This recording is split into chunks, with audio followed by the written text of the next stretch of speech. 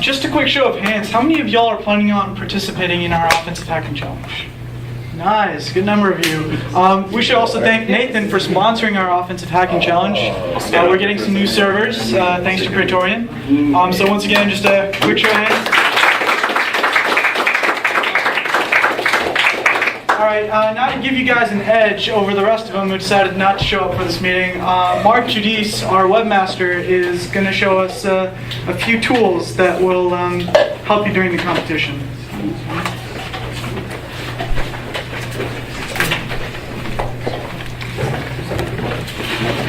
Plug over here. There it is. Yeah. Faster. Peter has like 20 minutes of that. Faster. Alright, I got it. This is yeah, so this is early. Okay, cool. That's good for this. Don't want to just make you guys go to sleep. Are you here fighting out for a little bit? Yeah, sure. Yeah, definitely. Are we going somewhere after? I don't know. Damon was talking about it. We usually hang out at double days. This should be good. I'll put on a security wall. Yeah, so we have. Unless you can hack into a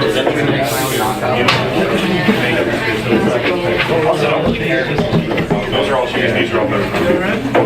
They're sort of.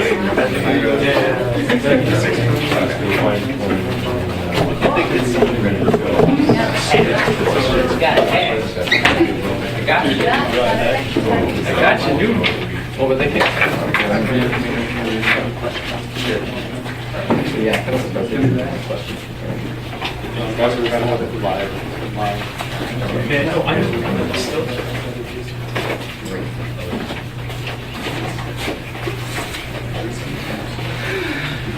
Okay.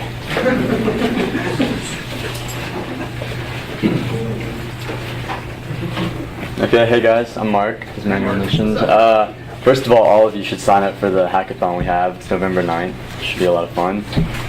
What I'm going to do is show you how to use a couple of things, one called Burp and one called InMap, that will be used in our competition, and it's just going to be a kind of high-level overview of some of the features in there, and it should give you a little bit of an edge, hopefully, if you sign up for our competition.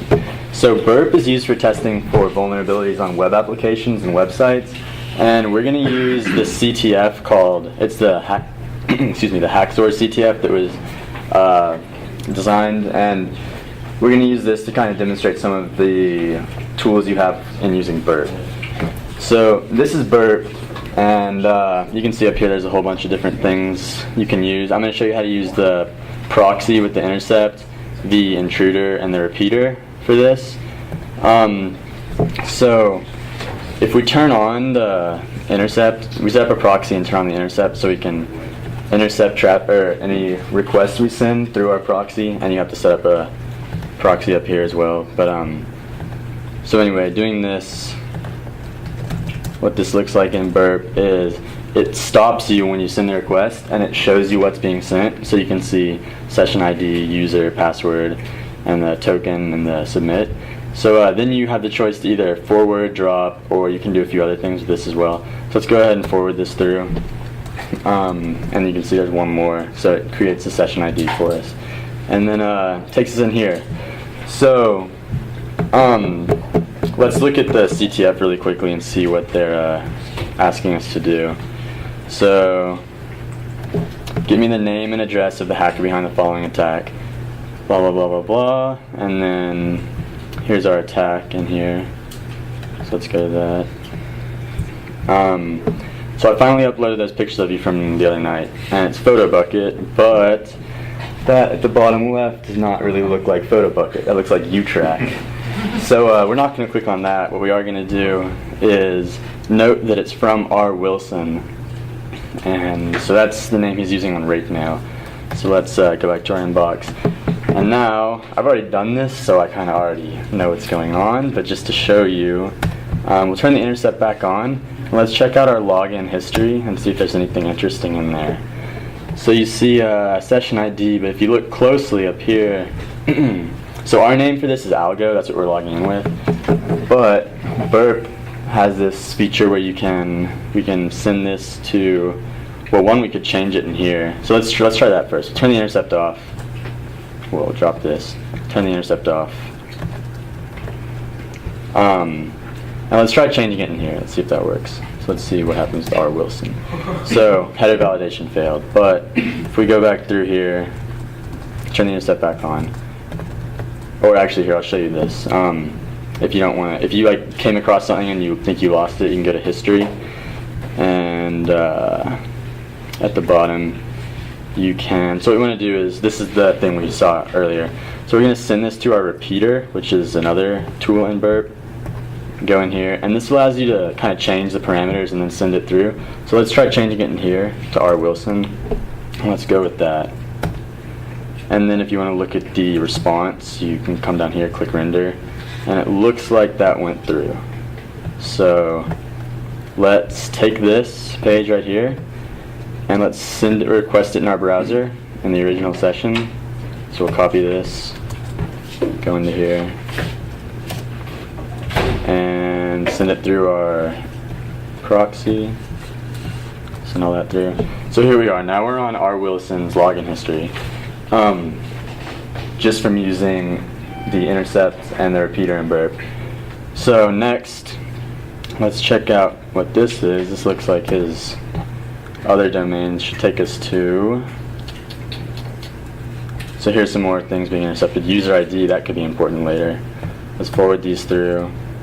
And it looks like we're on a new domain, CloakNet.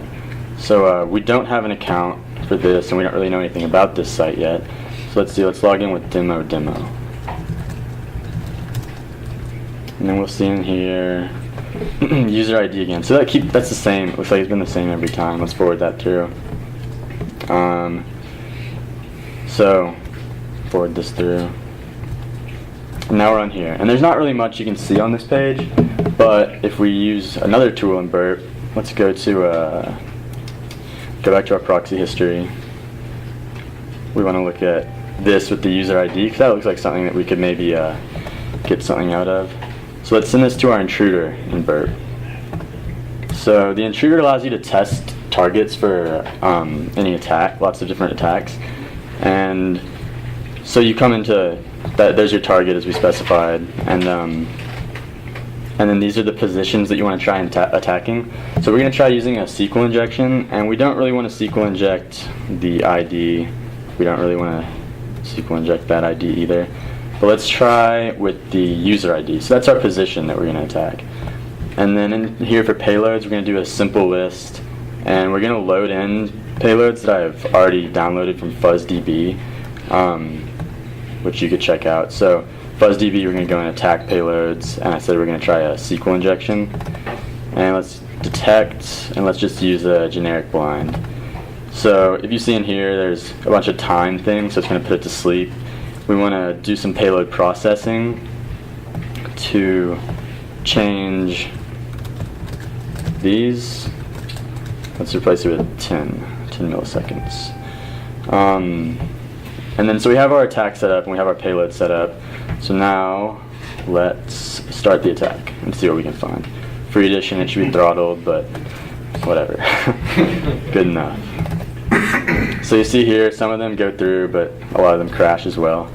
So let's see what we can get from here. Here's our request, but what we're really interested in is the response. So we'll come through here to render. And let's go through a couple of these. So you can sort by the status, or the length of the attack. Let's do that. So if you see here, it looks like we broke the query, or we broke their page, and it doesn't really tell us anything too useful though. But if we go through enough of these, we're going to see that we might get some useful information. So, as it continues to attack, let's see what we can find. I forgot which one it is that is the magic one, but here we go. So this looks good. Unknown column sleep in the where clause. So, let's see what we can do with that. So the attack's almost done, but we'll go back to our history page here, and we know that there's a so what it's saying here is that it's the unknown column sleep, and if we go back to this, we can see there's probably source column, target column, date column, And let's see if we can guess. We'll just assume, I guess, that there's a user ID column. So with that, we can send this to the repeater.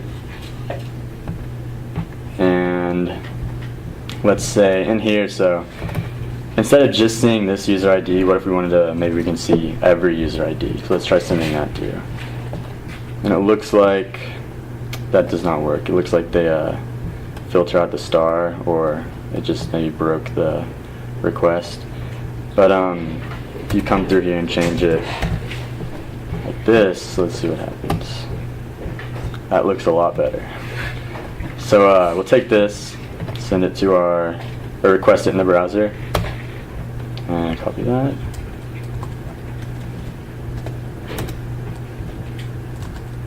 Pass it through our proxy, which I probably should have turned off, but for our intercept. And here we have a full list of users on here. And if we click one of these, we will see that we've gotten through the next level of the CTF. So those are a few of the things you can use in Burp. Probably what we'll be using in our competition mostly. Hint, hint, possibly. And then I guess the other thing, are there any questions for that? Yeah. In the beginning, when you log in as R. Wilson, Yeah. what was the difference between changing the URL parameter and doing it in Burp? I'm not actually sure. It could have to do with this. I don't know. Do you know why that would? The token? The Probably? token? Yeah, I was gonna say the session ID or the token could be. Right. What was it? We have to change the refer header. The refer header. Okay. So yeah, I guess that would be the answer. Anything else? Okay, we're gonna move on to a very quick demonstration of Nmap. So, how many of you were at Richard's meeting over Metasploit? Okay, that's good. So a lot of you have seen Nmap already. It's a port scanning tool, and it will definitely be used in our competition. It's pretty useful. So what we're gonna do is port scan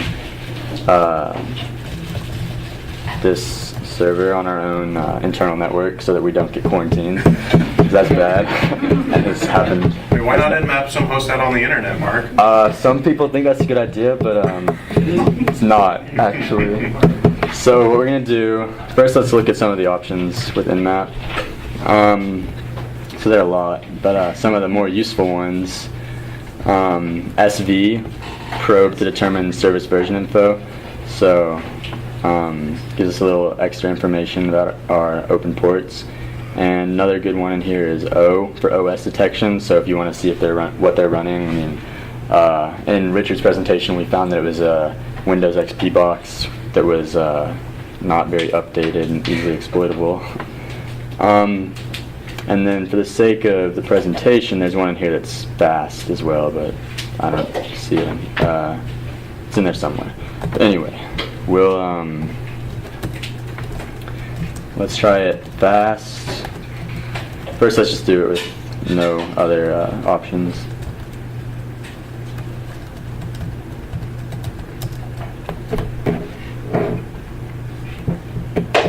So it gives us a nice little list there of open ports and what service is running on them. If we throw in other options, let's throw in just SV. Should give us a little additional information.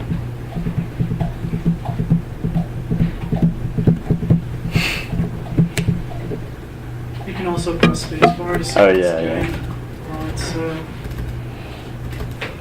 Well, Just as a word of warning, if you do this on the UT network, the ISO will shut you down. yeah, don't try this if it's not like on an internal network or something. Probably get in trouble pretty fast because it's a super noisy attack. I mean, it's sending tons and tons of probes out. So, you know see. that's not my machine, right, Mark? what? Yeah, you're Nmapping the router. Okay, whatever. Sorry. Anyway, what you want? The 13, 128, 186. Okay. So then, additionally, if you wanted to do a broader attack, you could throw stars in, or you can specify subnets with like that. Let's see what happens if we. That's the magic command that will give you banned. Yeah, that's. If you want to make the noisiest attack, report scan, throw a few stars in there. Oh, I forgot the F. No. Okay, it's almost done. It's fine. Well, first stage is almost done. Yeah. Might take a while. All right, there we go. That's not too bad. So yeah, so the star basically does the entire subnet, and just a few nice little lists of open ports. And you may find yourself using that in our competition that everyone will sign up for. And that's all I have. Any questions on that? Could you tell us about your personal experience with him? Yeah, Tom actually has a better story. I know. Yeah, I tried to nmap something on a VM setup on UC. I tried to nmap my own, like, just a few other sites. Actually, nmap.org has some scan me things, like, that you're meant to test nmap on, but testing them from a VM setup on UT's network is not a good idea because they shut your VM down and email you mean emails. And it's really embarrassing because all of ComSoc is like, Mark, why'd you nmap from inside UT? Well, at least that's been passed from. Yeah.